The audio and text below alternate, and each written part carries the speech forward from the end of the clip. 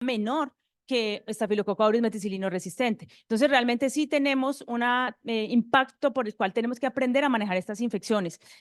Además, ¿qué pasa con los datos locales? Por eso pongo locales. Me gusta mucho porque este es un trabajo maravilloso que el doctor Iván Felipe Gutiérrez, que es infectólogo pediatra de Bogotá, de la Clínica Colsubsidio, está liderando. Esto es parte de lo que los infectólogos pediatras hacemos en silencio y juiciosamente, que es estudiar e investigar qué pasa con nosotros y con nuestros niños, porque faltan muchos datos en pediatría. Y aquí en Colombia tenemos unos infectólogos valiosísimos que comienzan a hacer redes, por ejemplo, la Neumored, ahora comenzó Iván, la Estafilored, y es un estudio que tiene tres etapas. Están en la primera, ya la terminaron. Esta es la publicación que se hizo en el Open Forum, ahí está. Y están en la segunda, que es la prospectiva. Estamos tratando de participar, no es fácil porque ya toca recolectar muchísimos más datos. Y pues vamos a ver qué resulta de todo esto. Aquí están, pues digamos, los infectólogos pediatras que hemos participado en esta red. Ustedes ven que son de varias diferentes ciudades del país. Ahora se las voy a mostrar. Y son los datos recolectados de todos los pacientes que pudimos meter del JUNET de nuestros hospitales. Por ejemplo, nosotros metimos solamente los datos del hospital infantil. Aquí está la doctora Claudia, que las bacteriólogas pues deberían estar también ahí incluidas. La doctora Claudia Pinilla, que fue la que metió todos los datos, nos ayudó a mandar todos los datos. De esos datos pues se hicieron análisis. Aquí son del 2018 al 2022, siempre son 5 años que son importantísimos para saber cuántos pacientes con Staphylococcus aureus invasivo o no invasivo, pero básicamente es invasivo, podemos estar aquí teniendo aquí en Colombia, pediátricos. Entonces aquí ustedes ven, por ejemplo, cuántos pacientes fueron. Realmente fueron 4.821 pacientes. Estos 4.821 pacientes tuvieron 5.384 eventos de infección y hubo 8.157 cultivos recolectados. ¿Qué ciudades? Aquí están Bogotá, Medellín, Cali, Pasto, Manizales, Armenia, Neiva. Entonces, una representación importante. Y de esos datos que tenemos, la mayor parte de aislamiento se hizo en sangre, y eso también es fundamental porque lo que es bacteriemia en pediatría por Staphylococcus aureus meticilino resistente no está con unos datos muy grandes, sobre todo para tratamiento, como van a ver. Hay muchos datos en adultos, pero vemos que es un problema de pediatría y una gran cantidad de niños con bacteriemia los tenemos aquí. Entonces tenemos, por ejemplo, que en Manizales el Staphylococcus aureus meticilino resistente de los pacientes que tuvimos fue alrededor de un 25.8%, pero miren el porcentaje de resistencia como oscila en todo el país. Ciudades como Armenia y como Neiva tienen 48.8% de resistencia y Neiva 53.9% de resistencia. Pues si vamos a ver, Manizales es la más baja. Nosotros hemos tenido, ahora les vamos a mostrar pues un descenso en los últimos años, los últimos 5, 6 años. Antes yo tenía en el hospital, en las bases de datos de análisis, teníamos más o menos un 30 hasta 40%, y ya en los últimos años hemos oscilado entre el 20 y el 22% hasta el 28%. Y ciudades como Bogotá, Medellín, Cali tienen alrededor de un 30 o 40%. Pasto, que aquí está la doctora Yamilet, que también aportó datos, tiene un 38.1% de resistencia a Staphylococcus aureus meticilino resistente. Entonces, esto es básico y es fundamental para entender cómo abordamos un paciente pediátrico con una infección invasiva por Staphylococcus aureus. O sea, si yo estoy en Neiva y a mí me llega un niño que tiene una infección invasiva de piel, de tejidos blandos, osteoarticular, cuya causa es Staphylococcus aureus, posiblemente voy a tener un chance de hasta un 50% de que sea meticilino resistente. Y cuando yo voy a elegir mi tratamiento empírico, tengo que mirar si voy a cubrir ese Staphylococcus aureus meticilino resistente. Yo les cuento que la mayor parte de los Staphylococcus aureus meticilino resistentes que tenemos en Manizales son de la comunidad. Muy pocos son intrahospitalarios. Es más, los que tenemos intrahospitalariamente son sensibles, ¿sí? Entonces, realmente lo que tenemos en nuestra comunidad es un alto porcentaje de Staphylococcus aureus meticilino resistente. ¿Y dónde da la infección? Miren la cantidad. La mayor parte de aislamientos se hicieron en sangre, ¿cierto? 1.412 aislamientos en sangre, o sea que son infecciones invasivas, ¿sí? Tienen secreción o drenaje también, es la que sigue, piel y tejidos blandos, tracto respiratorio bajo, abscesos y sistema musculoesquelético, que posiblemente esas son de artritis sépticas, pero vuelvo y recalco que son sitios estériles como la sangre las que encontramos. ¿Cómo está la tendencia de la resistencia a meticilina oxacilina? Aquí vemos que la tendencia se ha mantenido, no se ha aumentado ni se ha disminuido, alrededor de un 36 a 37%. La resistencia a clindamicina es baja, 4.968, 4.465. Nosotros tuvimos una época en Manizales que tuvimos hasta el 20% de resistencia, pero se mantiene. La atrimestopinsulfa, ustedes ven que es una resistencia muy baja, entre 1.5 a 2.8, con una tendencia también hacia la estabilidad, pero al macrólido de la eritromicina, miren cómo aumenta hasta el 24%. Nosotros no utilizamos macrólido ni eritromicina para tratamiento de infecciones por estafilococo aureus, pero es muy común verlo en la práctica clínica del dermatólogo, del médico general, que les mandan acitromicina, que les mandan eritromicina. No es un antibiótico bueno para estafilococo aureus y miren que tiene una resistencia que va en ascenso, ¿cierto? Esto también nos sirve para elegir terapias empíricas aún en sets ambulatorios. Y esos son los hallazgos que tuvieron. Y pues realmente, como les decía, las fuentes más frecuentes fueron sangre, tanto de estafilococo aureus meticilino sensible como meticilino resistente. ¿Qué diferencias hubo entre MRSA y MSSA? Pues básicamente que la mayor parte había más resistencia en otros antibióticos como clindamicina y trimetoprim-sulfa cuando el estafilococo aureus era meticilino resistente. Había muchas más, hay una diferencia significativa en las infecciones bacteriémicas y en las infecciones de múltiples focos por estafilococo aureus meticilino resistente. Es decir, es más probable que si yo tengo un niño con una infección embólica, con compromiso pulmonar, osteoarticular, bacteriemia, sea por MRSA que MSSA, pero de todas maneras ambas la tienen. ¿Qué pasa en Manizales entonces? Una cosa significativa, bueno, otra cosa que me parece importante, pues es que hay una gran cantidad de bacteriemias en infecciones osteoarticulares, infecciones como neumonías y infecciones de piel y tejidos blandos que nos hacen pensar que definitivamente tenemos que tomar hemocultivos en pediatría en esos escenarios de infecciones invasivas.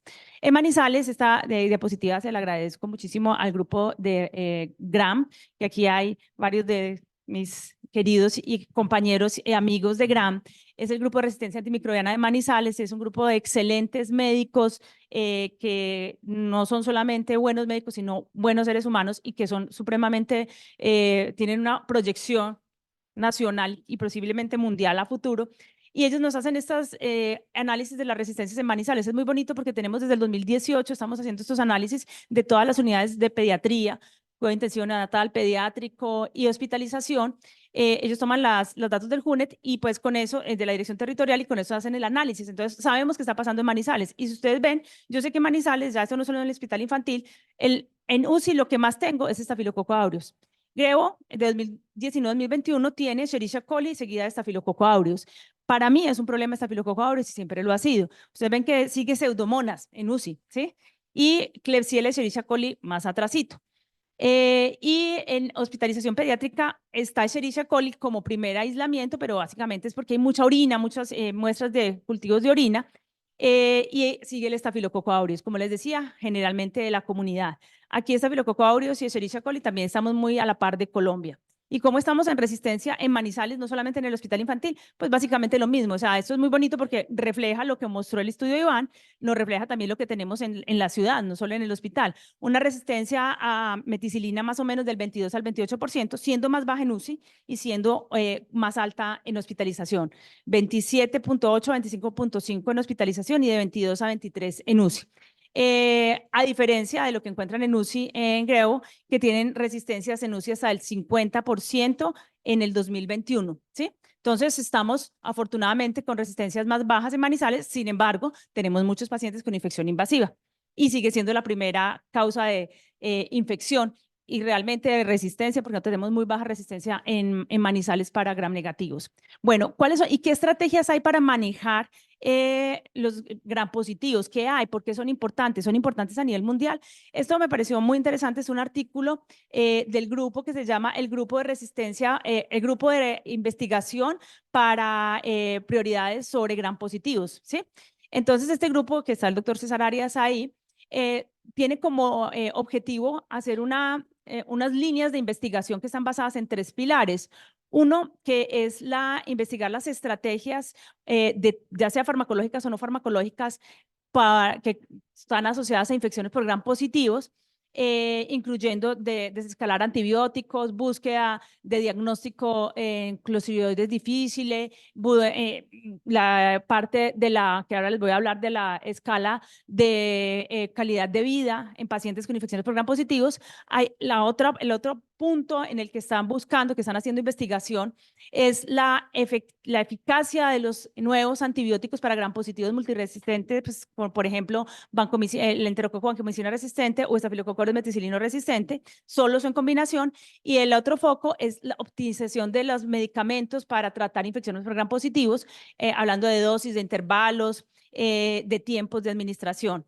De esos artículos que me pareció muy interesante fueron estos 4 estudios que están en curso. Este que mide la calidad de vida en infecciones por gram positivos.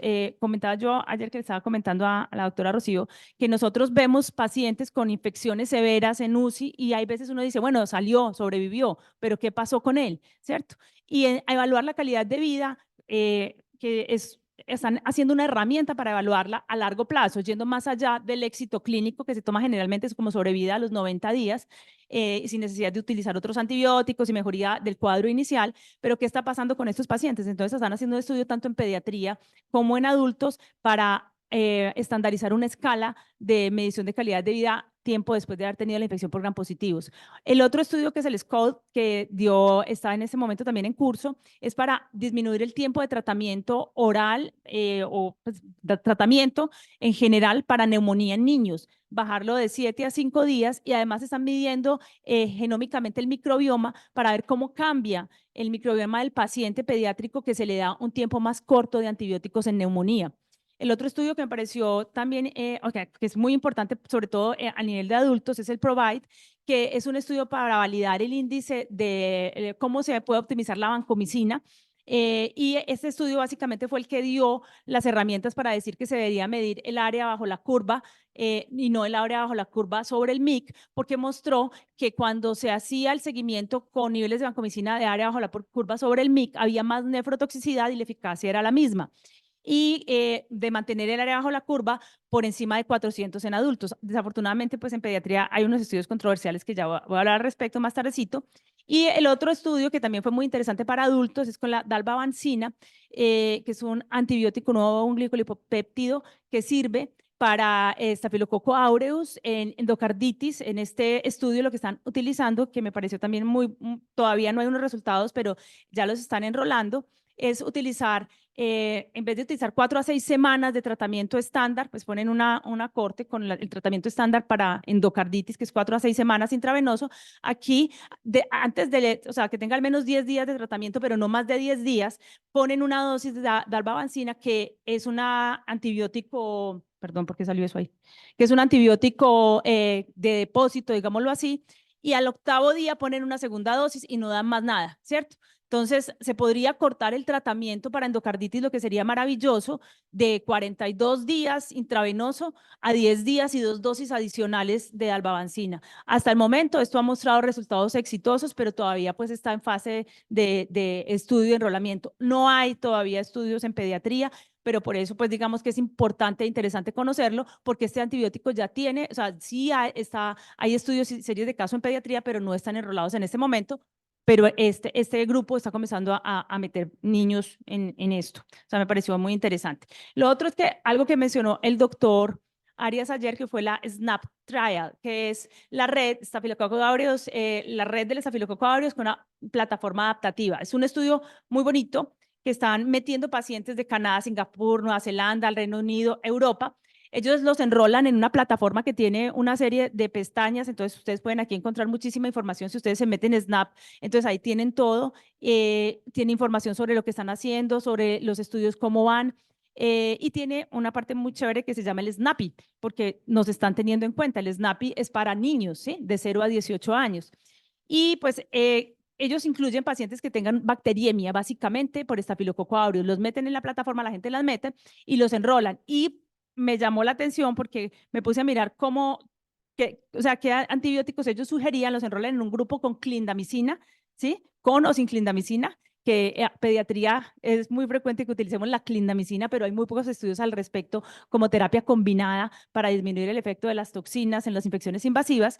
Y meten a los otros pacientes, si son un Staphylococcus aureus sensible a penicilina, con penicilina, o con oxacilina, si es meticilino sensible con oxacilina o cefazolina, y si es meticilino resistente con vancomicina o vancomicina más cefazolina. Eso es lo único que no me gustó de ese estudio, porque pues ya se ha mostrado que vancomicina y cefazolina, como vamos a ver, realmente no es una terapia muy efectiva para MRSA, pero de todas maneras, y no meten daptomicina, por ejemplo, ni ceptarolina, pero pues es un estudio muy interesante. Ellos piensan enrolar inicialmente 10.000 pacientes, ya van por una meta de 7.000, llevan un 32% más o menos del enrolamiento, y también tienen la parte del desescalamiento con terapia oral en infecciones bacteriémicas, pues en todas las bacteriemias, a los 7 y a los 14 días con seguimiento de sobrevida.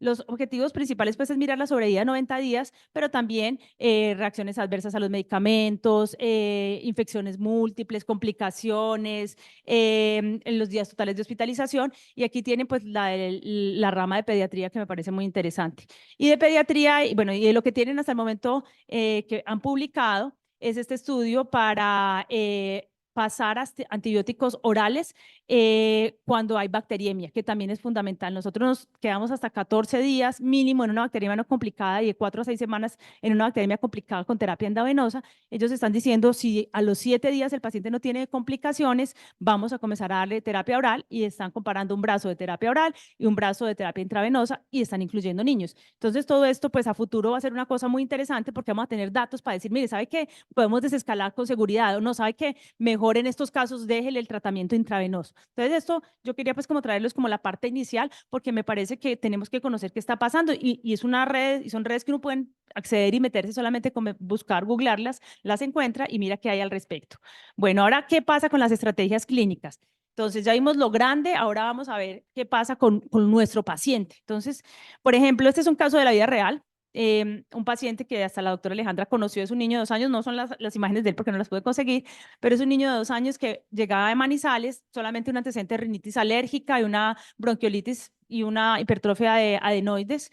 Esa bronquiolitis había sido hace más de un año, o sea, no tenía factores de riesgo realmente para infecciones multiresistentes. Estaba vacunado, no estaba vacunado contra el COVID como cosa rara, y había tenido un cuadro respiratorio viral alto, la familia todavía había tenido gripa, y la fiebre había vuelto a recurrir a alta persistente, llegó con dificultad respiratoria progresiva, signos obstructivos de la vía aérea superior, y ingresó en falla respiratoria, desaturado, requiriendo cánula de alto flujo, lo tuvieron que intubar, con tirajes, mal perfundido, estuvo con un shock multifactorial y, perdón, ¿qué pasó? Bueno, bueno, ahí les voy contando qué pasó con ese muchacho. Lo intubaron, le vieron secreciones purulentas en la vía aérea, como una laringotraqueitis. Se tomó un panel respiratorio y encontramos que tenía una influenza A, H1, y los hemocultivos que se tomaron porque el paciente estaba pues crítico, a las 6 horas comenzaron a apretar, sí, aquí está, mira, aquí está, en los 2 hemocultivos cocos gram positivos. El paciente realmente hizo una neumonía bacteriémica por estafilococo aureus, hizo bueno, como complicaciones, y pues aquí les voy a traer qué hubiera pasado si ese paciente les hubiera llegado a ustedes. ¿Por qué no me pasa? ¿Dónde? ¿Qué hago? No, bueno, ¿qué hago?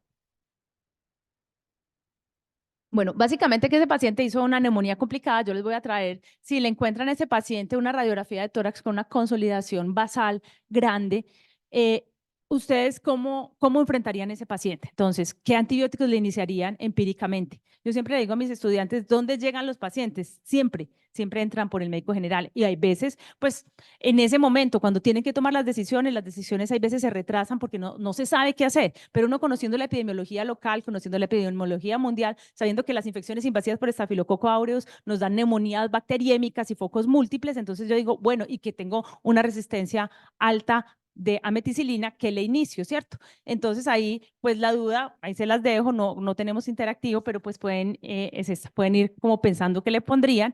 Realmente el esquema para neumonía severa, complicada, que tenemos en las guías de antibióticos es vancomicina y ceftriaxona, se le puso vancomicina y ceftriaxona.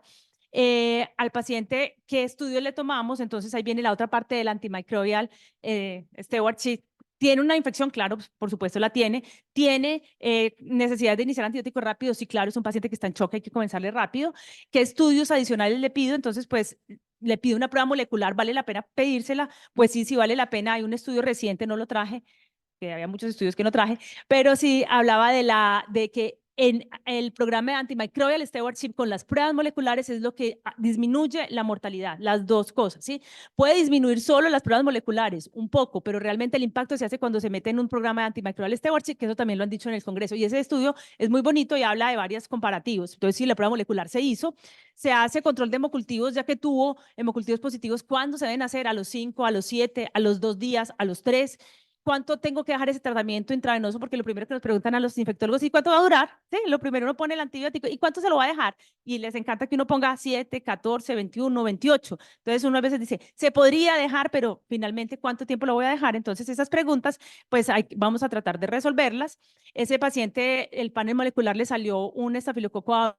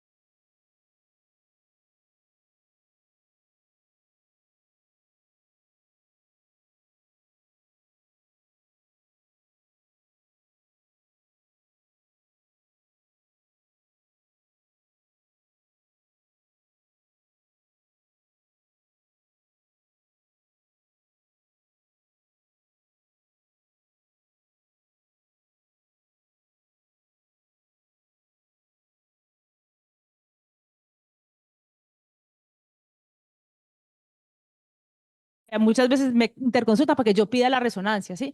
Pues uno no tiene por qué esperar cuando uno está sospechando que realmente hay una complicación, porque ahí viene la otra parte del manejo, que es el drenaje oportuno del inóculo. Realmente, si yo no controlo foco, si yo no controlo inóculo, la posibilidad de que esa bacteriemia, por más antibióticos de amplio espectro, más daptomicina, más ceftarolina, más linezolid, más cosas que le ponga yo a ese paciente, no va a mejorar. Entonces, si yo estoy buscando un foco, ese foco tiene que estar direccionado. Entonces, pido resonancia cuando considero que ese paciente tiene un foco posiblemente que tenga que ser drenado. Lo mismo que gamografía ósea, pues ellas no las mencionan, pero ellas de resonancia. Bueno, y la otra es el PET scan. Me parece maravilloso, pero hay que usarlo con mucho cuidado. Es el TAC con emisión de la tomografía con emisión de positrones que se ha visto en varios estudios que disminuye la mortalidad cuando se usa. Lo que pasa es que los estudios tuvieron un sesgo porque fueron un sesgo de tiempo. Tuvieron el tiempo suficiente para pedirlo, hacerlo y analizarlo, o sea que la gente duraba más, estaba viva más tiempo. Después hicieron la corrección y no pareciera que tuviera ese aumento de la sobrevida, pero es importante, sobre todo en pacientes cuando tienen infecciones de injertos endovasculares o también cirugías o endocarditis con focos que se requieren buscar si hay embolismos. En ese caso, se sugiere el PET-scan. Realmente es costoso, nosotros no tenemos acceso fácil al PET-scan y en pediatría pocas veces los usamos, pero es una opción.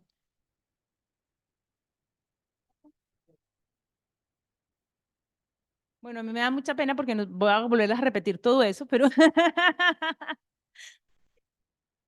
y bueno, les voy a seguir contando mientras tanto, porque se entretengan. Entonces, otros exámenes que podemos hacer, pues, por ejemplo, en neumonía, ahí no lo mencioné, pero también les cuento que también lo leí, y que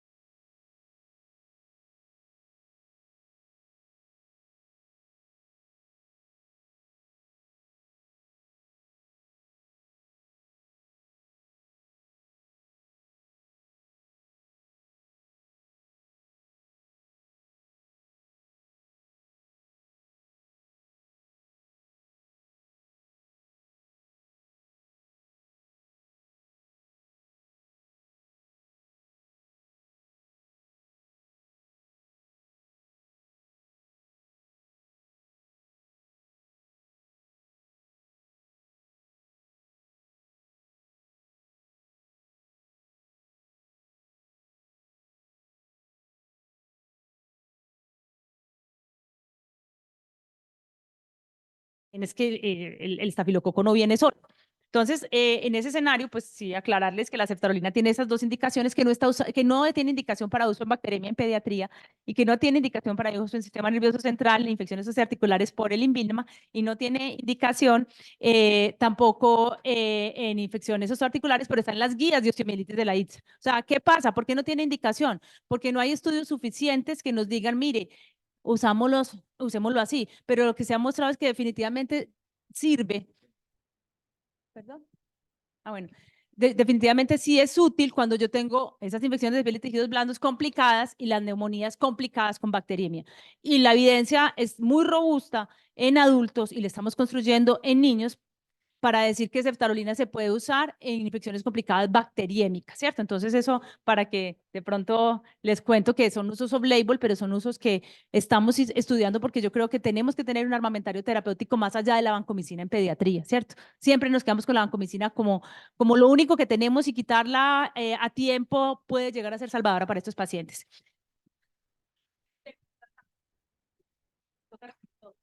Para bacteriemia persistente, preferible usar ceftarolina dapto o también la adición de ertapenem.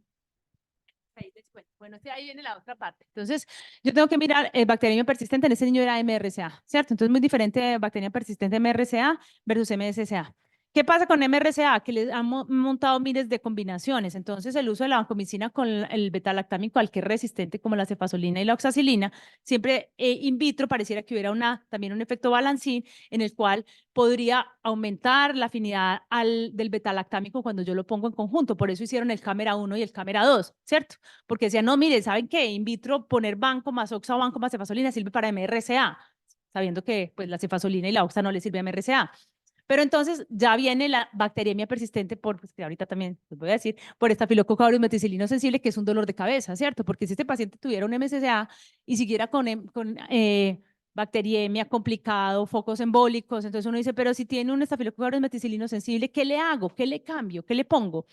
Entonces ahí vienen las combinaciones, vienen cambiarlo, ponerle banco, ponerle dapto, ponerle ceftarolina, ponerle fosfomicina, ponerle levofloxacina, ponerle ertapenem. Entonces solo me voy a mencionar a la ertapenem porque por ahí me jalaron las orejas porque dijeron, pero es que como que no vayas a decir que ertapenem es importante para la bacteria persistente por MSCA, pero sí hay estudios chiquitos. No es una indicación, es decir, no es que vayan a ponerle cefazolina y ertapenem a los niñitos con MSCA, pero hay estudios de endocarditis que en bacteriemia persistente con MSSA, estafilococcus aureus meticilino sensible, les ponían ertapenem y cefazolina y aclaraba la bacteriemia en 48 a 72 horas. Son casos, son estudios de casos, ¿sí? Son 6, 7, 8 pacientes con endocarditis que les hicieron eso, ¿sí? Entonces ahí es cuando viene el ertapenem como una opción y miran, pues sí, del punto de vista de estudios, ¿sí? Pero no terapéutica. O sea, no es para que nosotros lo hagamos, sino que hicieron unos estudios con esto y hasta el momento aclararon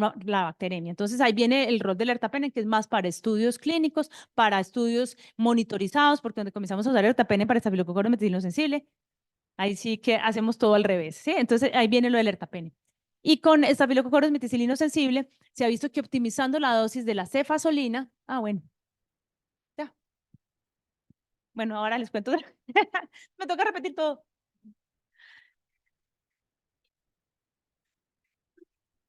Bueno, ya comenzamos otra vez. Bueno, entonces era el TAC. Y aquí estaban las preguntas hot. Eh, ya estoy otra vez en línea. Bueno, qué pena para todos los que se cayó la transmisión. Volvemos a la presentación.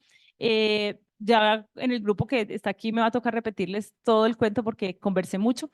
Entonces voy a volverles a contar qué pasaba con este paciente. Íbamos en que era un niño con una neumonía necrotizante, una bacteremia persistente. ¿Qué hacíamos con él? Si optimizamos las dosis de vancomicina, si cambiábamos el tratamiento, si dábamos terapia combinada, ¿con qué? ¿Por cuánto tiempo? Si hago estudios adicionales, imágenes, ecocardiograma, transesofágico, transtorácico, PET scan, resonancia, si llamo a cirugía, si espero y no hago nada, porque muchas veces es eso, ay, tiene bacteria persistente, tomémosle un cultivo en 72 horas a ver qué pasa.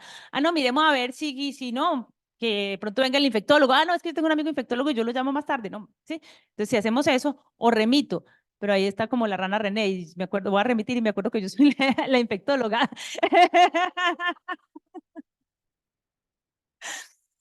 Entonces, pues ahí ya se volvió a dañar. Se volvió a dañar.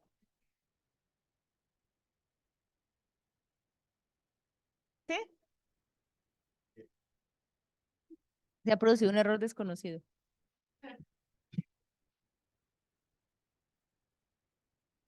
Desorden del navegador. Dios mío bendito, esto ha sido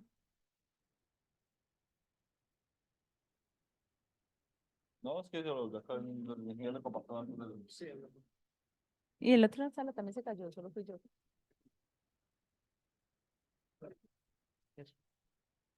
Mm.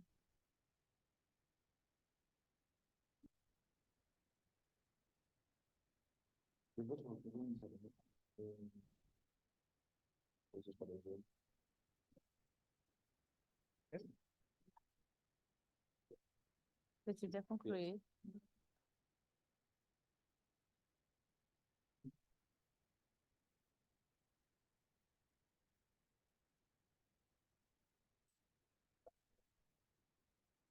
ya estaba abriendo la aplicación. Vamos a explicar, ¿no? Un cafecito, sí, ¿sabes?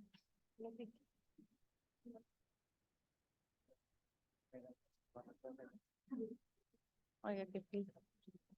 No, tranquilo.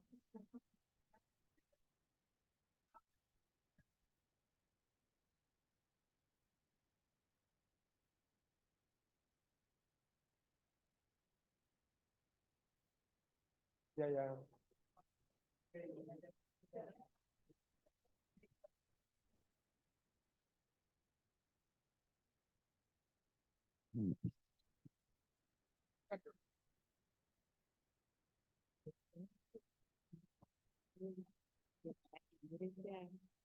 Viene de la sensible y la resistente con respecto a la mortalidad. Es mejor y la mortalidad, pero no es un crecimiento grande, solo los crecimientos son drásticos, pero este crecimiento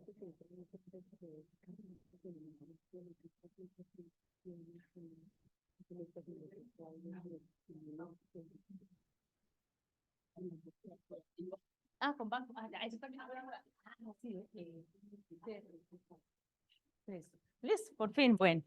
Entonces, otra vez, esto soy yo otra vez pensando, entonces espero ayudar a responderlas algún día, las preguntas. Entonces, hay que recordar los síndromes clínicos de infecciones invasivas en estafilococo aureus, que pueden ser todos estos: infecciones de piel, tejidos blandos, del sistema nervioso central, bacteriemia, infecciones asociadas a catéteros, osteoarticulares, el síndrome de piel escaldada estafilocóxica, y todos menos el síndrome de piel escaldada estafilocóxica se asocian muy frecuentemente a bacteriemia. Con neumonía, ya lo hemos mencionado, pero vuelvo y lo repite, siempre debemos considerar una neumonía complicada cuando tenemos al menos uno de estos, uno o más derrames pleurales, neumonía necrotizante o absceso pulmonar. Ya con eso clasificamos al paciente como con una neumonía complicada.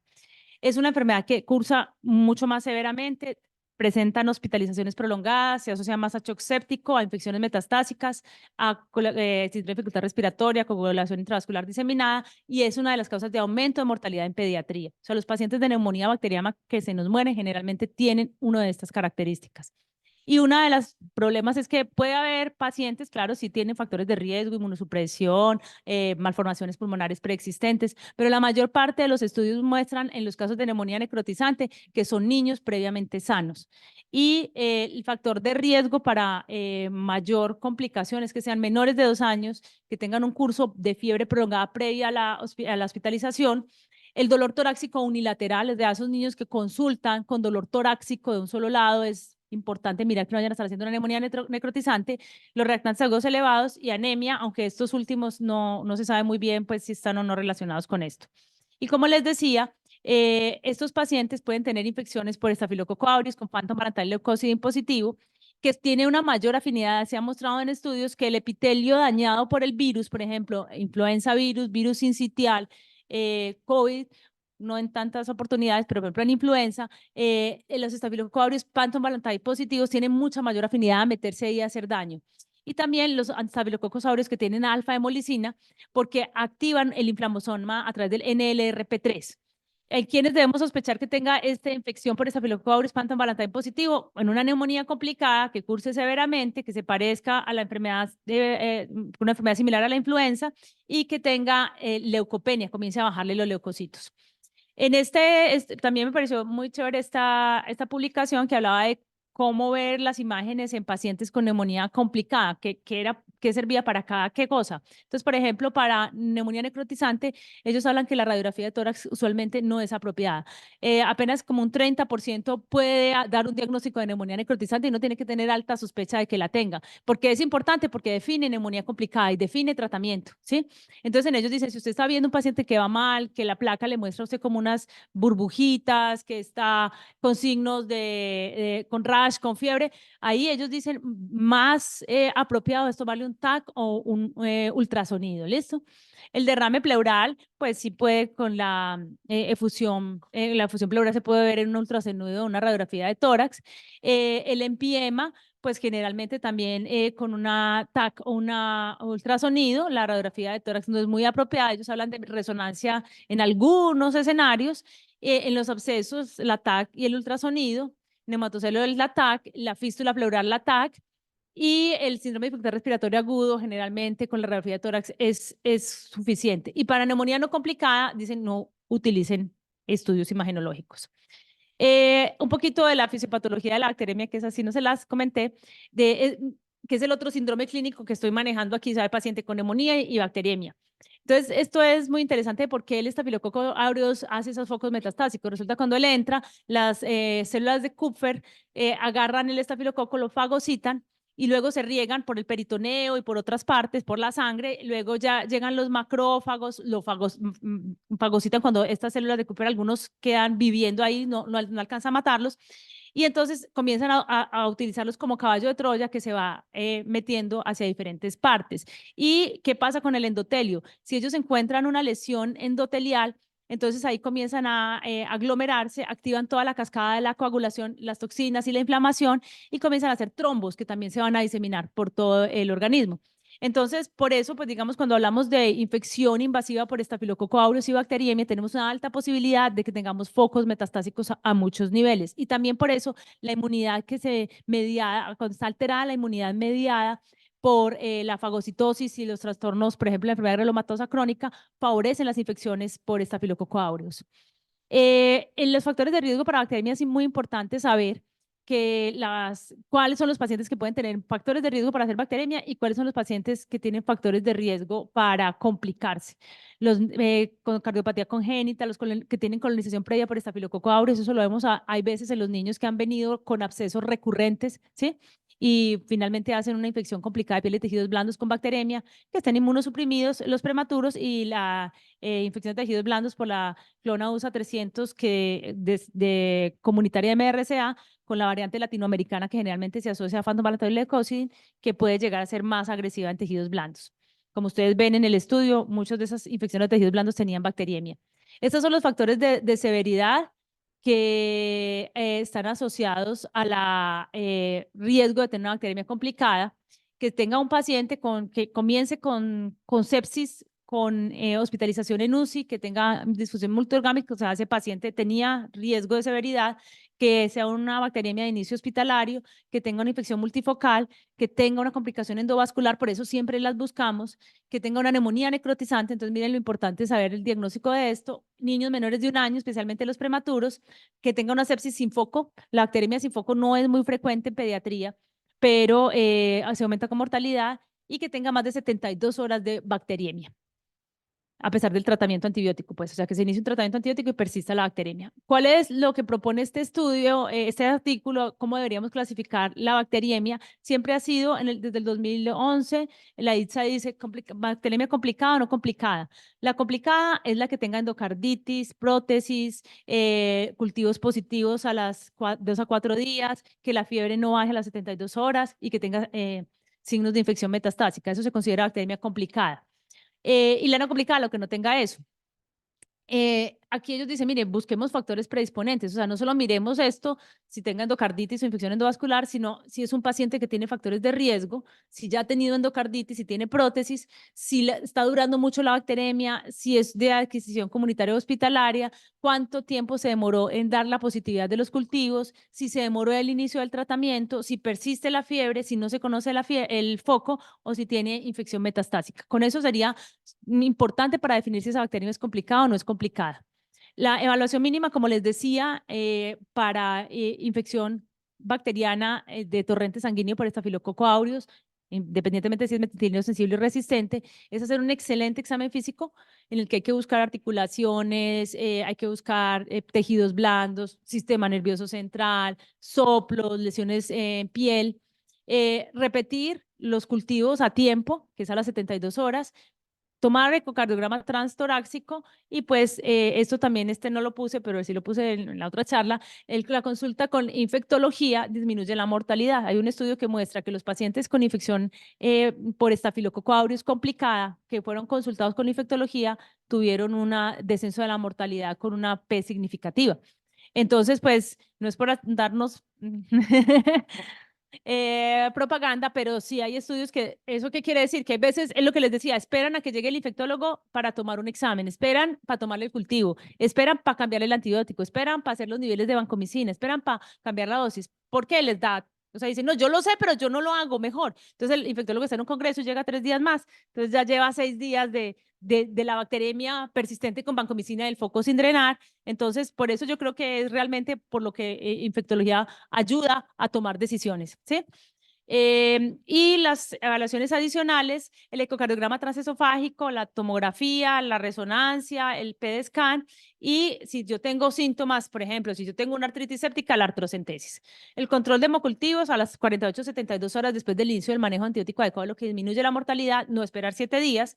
Las plataformas rápidas nos ayudan a desescalar rápido, el beta-lactámico, por ejemplo, MSSA, que se ha visto y está claro que la vancomicina no es una buena terapia, como voy a, pues por supuesto, eso es ampliamente conocido, pero nunca es una buena terapia para estafilococo aureus metilino sensible. Hay un estudio grandísimo de hace por unos 15 años que muestra que la mortalidad aumenta cuando yo dejo monoterapia con vancomicina en pacientes con estafilococo aureus metilino sensible. Entonces, poderlo desescalar rápido. Yo le había dejado vancomicina y tiene una MSSA. No, yo le quito eso y evita la terapia empírica extendida combinada, vancocefasolina y vancoxacilina, y esto disminuye también el riesgo de falla renal. Entonces, yo creo que es válido y es necesario que nosotros los incorporemos en estos casos. Estoy hablando de las plataformas de pruebas moleculares rápidas que nos ayudan a identificar el gen de resistencia del microorganismo. Y estos que son son como mediciones que se han hecho experimentalmente y en algunos estudios clínicos de interleucina 10, interleucina 17 y el MCF-DNA, que es como la parte libre del DNA del microorganismo, que se ha visto que si persiste es más frecuentemente asociado a bacteriemia con complicaciones, y si la interleucina 10 está mayor de 5, en algunos algoritmos sugieren que ahí la considere como bacteriemia complicada. Bueno, la bacteriemia persistente tiene hasta el 39% de pacientes pueden tenerla. Como les decía, es la calificada al 7º día, pero ya se mostró en este estudio de Meninja, bacteriemia por estafilococo aureus con mortalidad que se aumenta al 16% con cada día adicional de tratamiento efectivo y bacteriemia, ¿sí? En Lancet también se mostró que la mortalidad a 30 días se aumentaba el doble en pacientes con persistencia de la bacteriemia después del primer día de tratamiento. Entonces ahí esa opción que preguntábamos en las preguntas difíciles era, ¿y si espero? ¿Sí?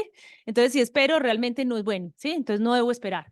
Es muy importante para definir infecciones metastásicas y se debe controlar el foco de forma agresiva y considerar el cambio de terapia, principalmente la parte de terapia combinada.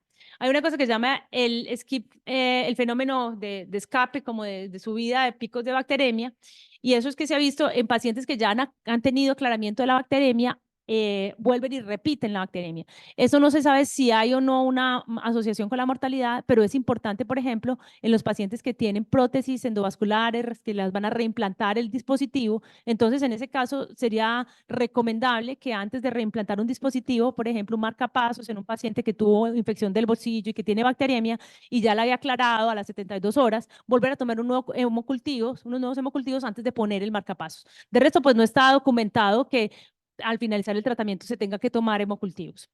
El ecocardiograma, ya los había mencionado, básicamente en pediatría no tiene inferioridad el transesofágico versus el transtorácico y básicamente es para cirugía cardíaca, cardiopatía congénita y riesgo alto de absceso de la raíz aórtica.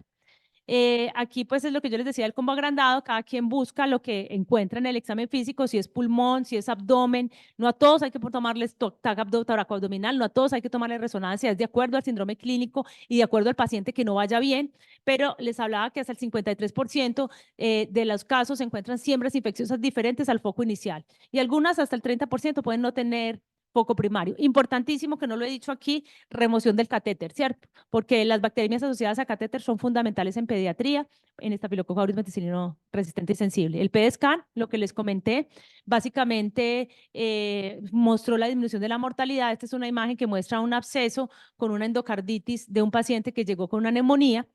Entonces puede ayudar, hay veces, a encontrar un absceso como subendocárdico. Y entonces, ¿cuál es el escenario del PET-scan? Es básicamente las endocarditis de válvula protésica, los injertos protésicos vasculares y endocarditis de válvula nativa, cuando yo pienso que va a tener otros focos que no he encontrado, ¿cierto? Entonces, ese básicamente sería el escenario del PET-scan. Y aquí también mencionan en bacteriemia persistente, utilizar el ecodoppler para mirar infecciones endovasculares en pacientes que tienen catéteres o en pacientes, en mi caso, por ejemplo, que tienen infecciones osteoarticulares con piomiositis que no mejoran. Yo siempre les pido en el combo agrandado el ecodoppler, ¿cierto? Y encontramos muy frecuentemente tromboflebitis séptica. Y ya el TAC de abdomen, en caso de considerar como desde el punto de vista de estudio un paciente que persiste la fiebre, persiste la bacteriemia, no tenemos claridad por qué, entonces en ese caso se hace la búsqueda activa. El control del inóculo es fundamental. La recomendación es siempre remover el dispositivo cardiovascular cuando se tiene, y en pacientes que no tienen adecuado control del inóculo, siempre se debe buscar focos metastásicos, siempre remoción de catéteres centrales. Y los pacientes que tienen bacteriemia, pero la causa no es el catéter, por ejemplo, un catéter implantable, o por ejemplo, una prótesis articular o un dispositivo endovascular, yo tengo que estar vigilando que no haya una bacteriemia persistente asociada a ese dispositivo. Entonces ellos dicen, por ejemplo, que con prótesis articulares, cualquier signo de inflamación, así esa no sea la causa de la bacteriemia, se debe hacer artrocentesis. Y que en ese caso, con dispositivos cardiovasculares, si hacen bacteriemia, ellos sugieren remover el dispositivo, así la causa de la bacteriemia no sea la infección del dispositivo. El tratamiento antibiótico, entonces aquí veníamos a uno de los puntos críticos que no lo puse, ¿qué terapia empírica le ponemos? Por ejemplo, si ese niño no hubiera sido una neumonía, no hubiéramos puesto bancoceftriaxona, si hubiéramos puesto una infección de tejidos blancos, bancocefaso o bancoxacilina, ¿hasta qué punto es bueno tener ese esquema? La Sociedad Americana de Pediatría, todas las guías nos han dicho, ponga banco con un beta-lactámico mientras llega el cultivo. Resulta que hay estudios que, claros, como les decía, que la sobrevida en Estafilococcus aureus meticilino sensible aumenta cuando yo le pongo un beta-lactámico como una penicilina antiestafilocóxica, oxacilina, dicloxacilina, cloxacilina, nafcilina o una cefalosporina de primera generación. Y si yo lo dejo con vancomicina, la mortalidad aumenta, por eso no es una terapia adecuada. Pero entonces esos estudios nos hicieron siempre poner el beta-lactámico acompañando la vancomicina mientras nos llegaban los cultivos. Pero un estudio reciente, que ahí está en la bibliografía, en 122 hospitales de veteranos que miraban a los que le han puesto solo vancomicina versus a los que le han puesto vancomicina y cefazolina o vancomicina oxacilina, y realmente no había cambios en la mortalidad. Entonces ellos dicen, venga, ¿será que podemos dejar solo vancomicina? Esto no es para que ustedes lo hagan, le estoy diciendo, todavía lo hacemos y lo sugerimos, pero realmente digamos que la novedad es que hay estudios que nos muestran que a veces podemos en un momento dado considerar otras opciones terapéuticas. Y el Camera 2, que fue lo que nos dijo, que nos jala las orejas un poquito, lo que les decía, que cuando yo dejo Banco-Oxa y me están demorando mucho los cultivos, puedo aumentar la falla renal en esos pacientes de una manera importante, sobre todo si a los 5 días no tengo cultivos. Entonces, ahí en ese escenario, si yo decidí dejar terapia combinada, que en mi opinión es todavía una buena opción, yo la puedo bajar rápido si tengo prueba molecular. O sea que por ese lado ya no me preocupo tanto por tener la banco y la oxa. Segundo, prefiero banco cefaso para evitar la falla renal. Y si tengo banco oxa, tengo que quitarla rápido. O sea, en menos de 72 horas yo debo saber si me voy a quedar con un estafilococcus aureus meticilino sensible, con oxacilina o con cefazolina. Para estafilococcus aureus meticilino sensible, entonces aquí sí hay claridad que los beta-lactámicos diferentes, incluyendo la piperacilina tazobactam, también aumentan la mortalidad. ¿Y qué escenario era ese? Por ejemplo, al niño con la neumonía necrotizante, le ponen piptazo, ¿sí? Que es un tratamiento muy frecuente en adultos, ¿sí? No le dejan banco, sino el piptazo. Llega el estafilococcus meticilino sensible. Ah, no, pues es que se le sirve. Yo le dejo el piptazo. ¿Qué mostró el estudio? Mostró que esos pacientes tenían mayor mortalidad, o sea que sí realmente se debe desescalar. La ceftriaxona no se recomienda, pero hay un estudio que dice que cuando uno no puede hacer nada más, aumentando las dosis de ceftriaxona a 2 gramos cada 12 horas en adultos, pareciera que tuviera como una diferencia no significativa en la mortalidad, pero en general no se recomienda porque los estudios muestran que realmente no es un buen antibiótico por encima de cefazolina u oxacilina para tratar estafilococcus meticilino sensible. Las peninas y los inhibidores tampoco han sido, que también en una época les dio por tratar con ampicilina sulbactam, estas bacteremias no es tampoco recomendable.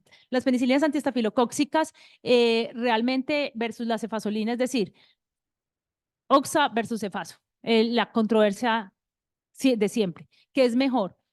Realmente en una época siempre nos hablaron de la oxa como la elección en inóculos altos, en bacteremias, en endocarditis, en infección del sistema nervioso central, porque decían que la cefazolina, y siempre lo tuvimos como que la cefazolina no penetra muy bien al sistema nervioso central y puede que tenga fracaso en bacteremia por el efecto inóculo. Este artículo habla de cambios en los dogmas en la terapia antibiótica, en endocarditis, y ellos vieron que los pacientes con cefazolina tenían una buena respuesta clínica, no falla terapéutica y que podían darle la cefazolina y tenían menos efectos adversos con la oxacilina como a nivel renal. Entonces, en ese estudio, en ese artículo, ellos sugieren dejar mejor cefazolina.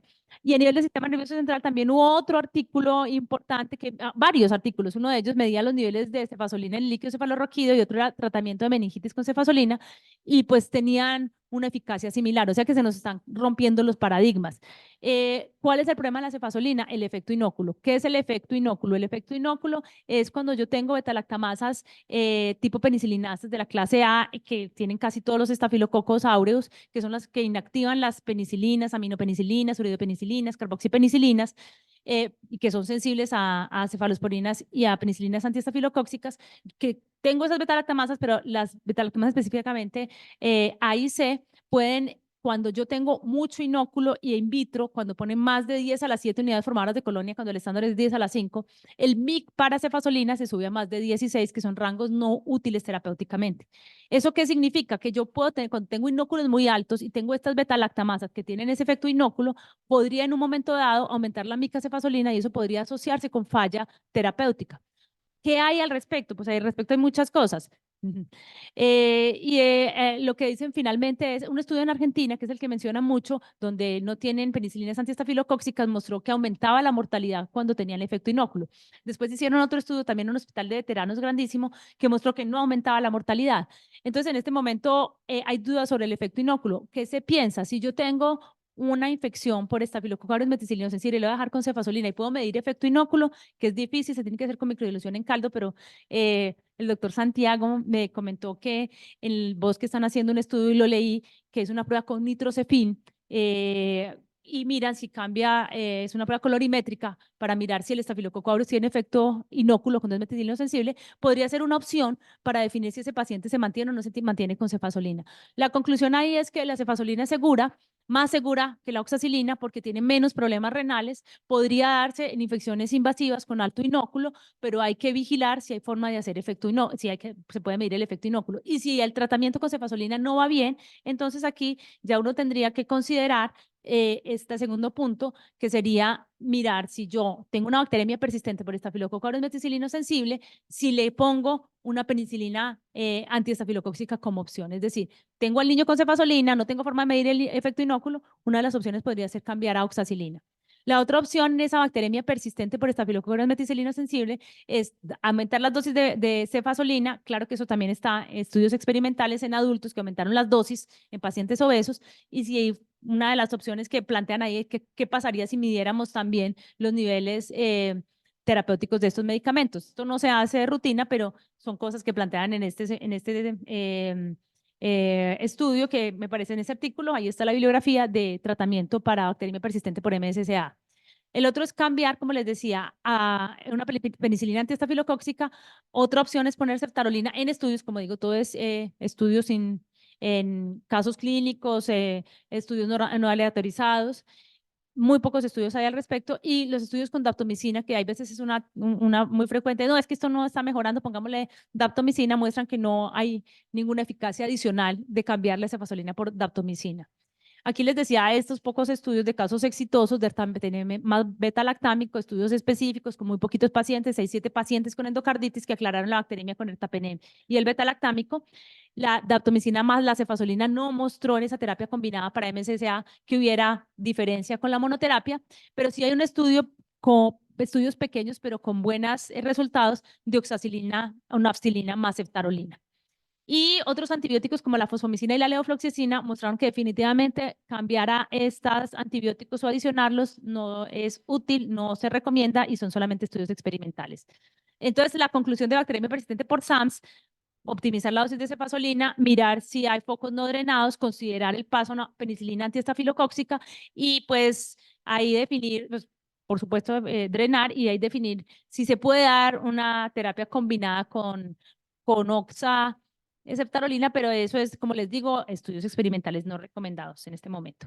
El tratamiento para SAN, entonces recordar de cuáles vamos a hablar de la ceftarolina, vamos a hablar de la daptomicina, vamos a hablar, ya hablamos de la dalbavancina para endocarditis, vamos a hablar del linezolid y un poquitín chiquito de Clinda. Entonces, la vancomicina, revisión es una revisión en la que uno dice, todo lo que yo creía se me está cayendo, y es la vancomicina, por ejemplo. Entonces, en el 2020, la ITSA sacó las guías de cómo manejar la vancomicina en pacientes pediátricos y adultos, basándose en el área bajo la curva, no el área bajo la curva sobre la MIC ni los niveles Valle.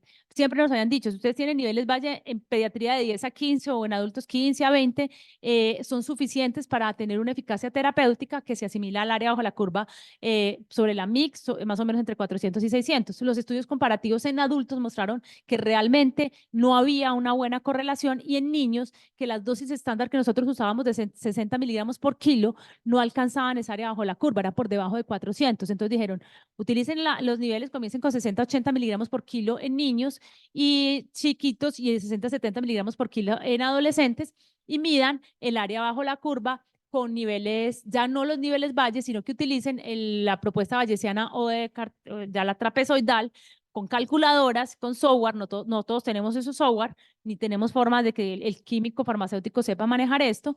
Entonces, esa es la primera barrera.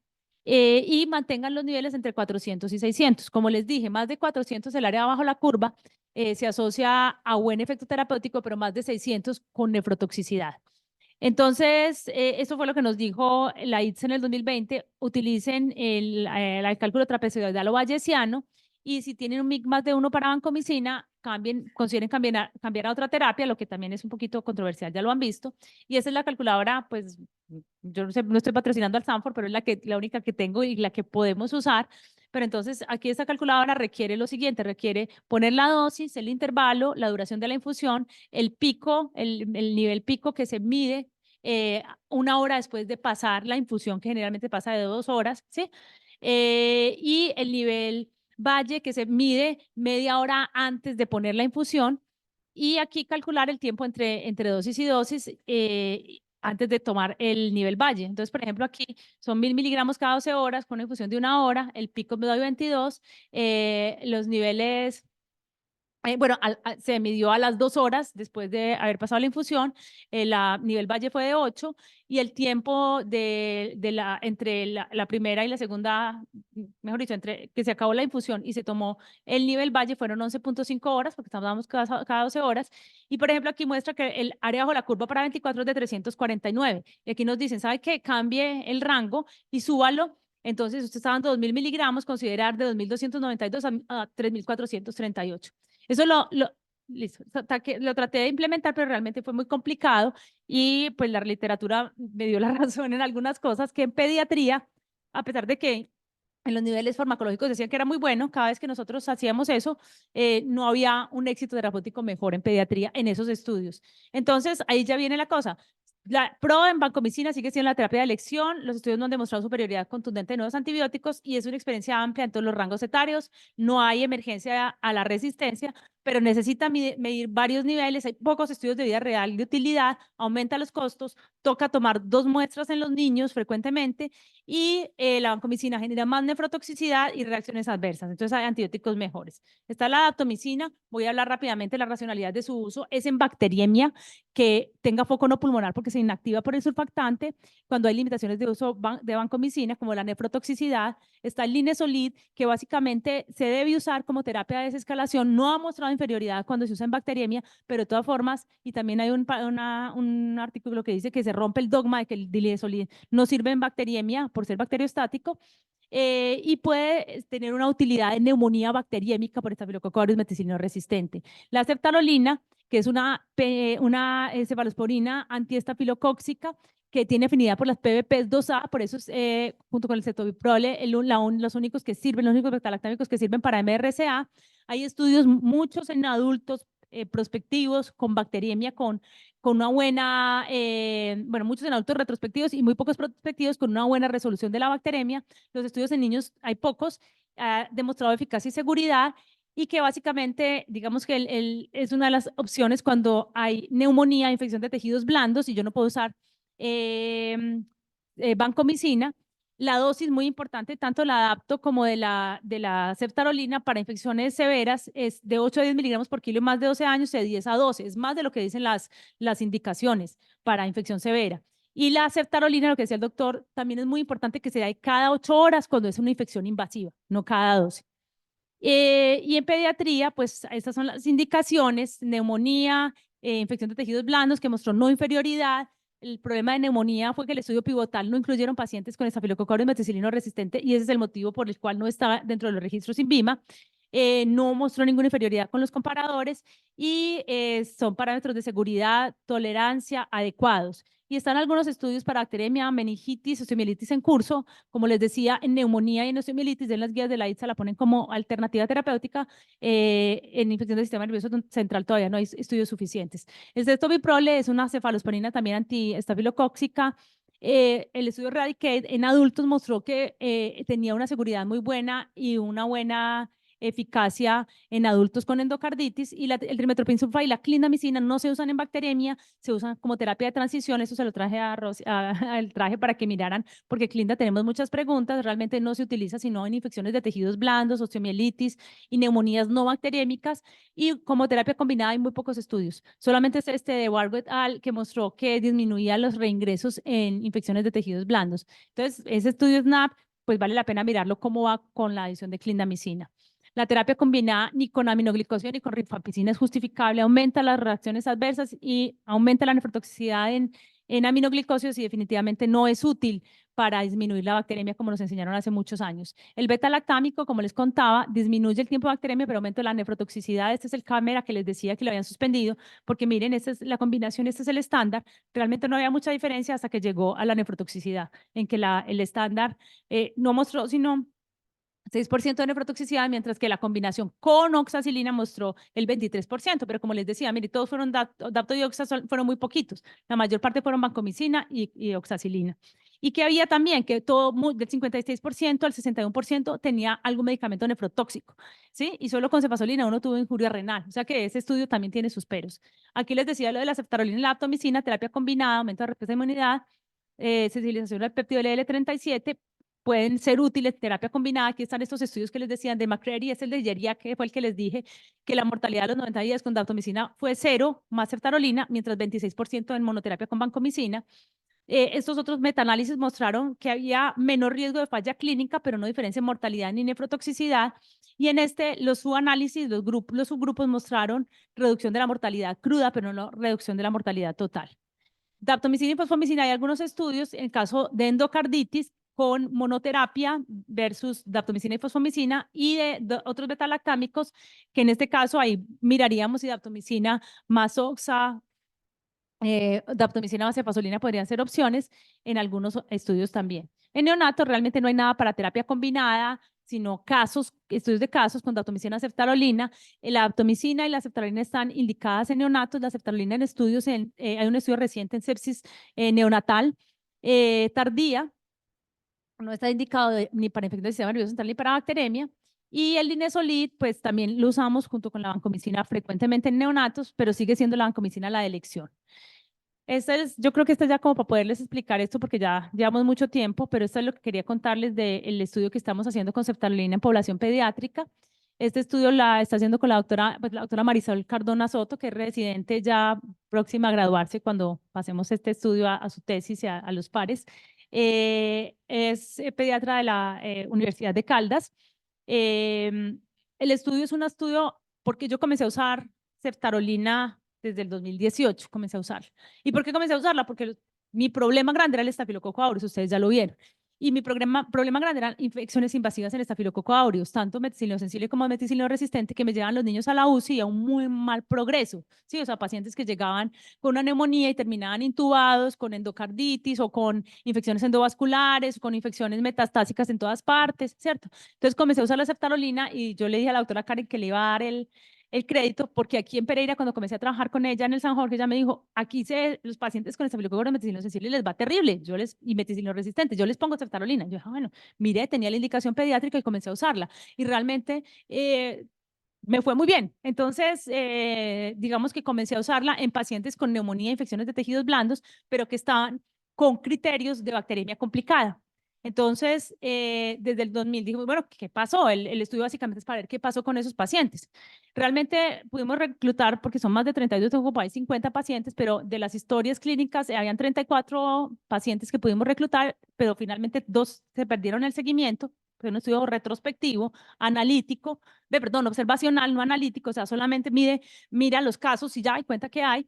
Y esos 32 pacientes eran entre 0 y 18 años de los 2 hospitales en los que yo trabajo en Manizales.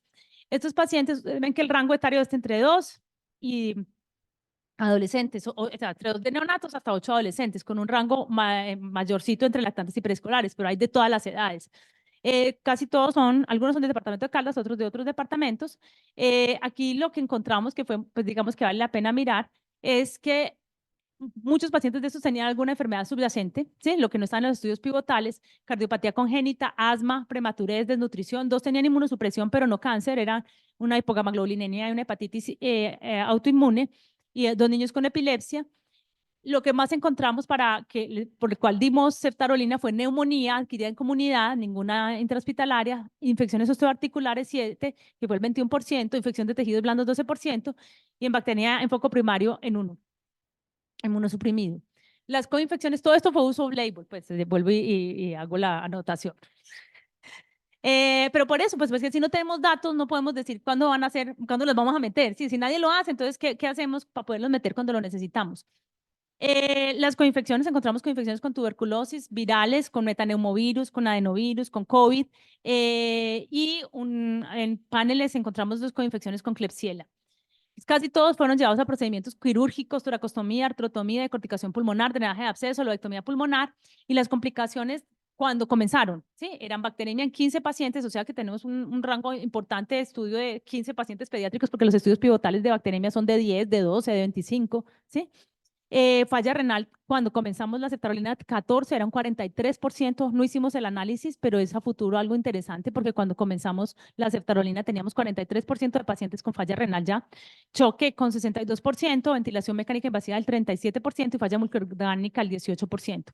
Y otra cosa que es muy importante que en este estudio me pareció, pues ya mirándolo para atrás, el 94% de esos pacientes necesitan cuidado intensivo o cuidado intermedio. Los estudios en ceftarolina excluyen pacientes de cuidado intensivo y cuidado intermedio, los estudios pivotales. Entonces, pues bueno, tenemos una cantidad de pacientes suficientes, 32, casi todos críticos, que fueron los que requirieron ceftarolina, con una mortalidad de 4 pacientes que da un 22% en UCI y un 12.5% de mortalidad neta. En estudios en adultos, en estos casos, en pacientes críticos, la mortalidad es alrededor del 20 al 40%. En pediatría hay muy poquitos. La mortalidad por bacteriemia sola hay veces es más baja, pero no están en estos escenarios, no es en bacteriemia complicada. Entonces ustedes ven ahí que los pacientes que tuvimos eran pacientes con bacteriemia complicada.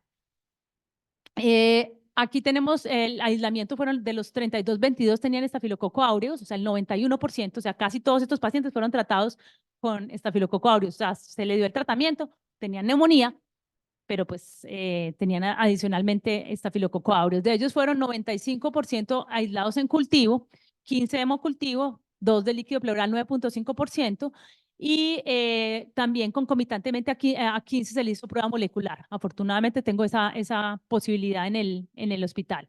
Y encontramos dos una Enterobacter cloacae y un Enterococcus fecalis como hallazgos en otros pacientes. Aquí vemos que la mayor parte, mire por ejemplo aquí están con SAMS, neumonía. Tenemos que la mayor parte de los aislamientos en neumonía, pues realmente aquí ¿qué fueron? Fueron los pacientes que tuvieron neumonía, que en total fueron 20 pacientes. La mayor parte de los aislamientos eran por Staphylococcus aureus. En infecciones de tejidos blandos, 8 no tenían aislamiento. 6 tenían Staphylococcus meticilino resistente, 5 meticilino sensible y 1 tenía creo que era el Enterobacter cloacae. ¿Sí? Ese fue un paciente que hizo después de que tuvo la neumonía, hizo un absceso. Infecciones articulares, todas fueron con bacteriemias por Staphylococcus aureus o con infecciones encontradas en el líquido articular.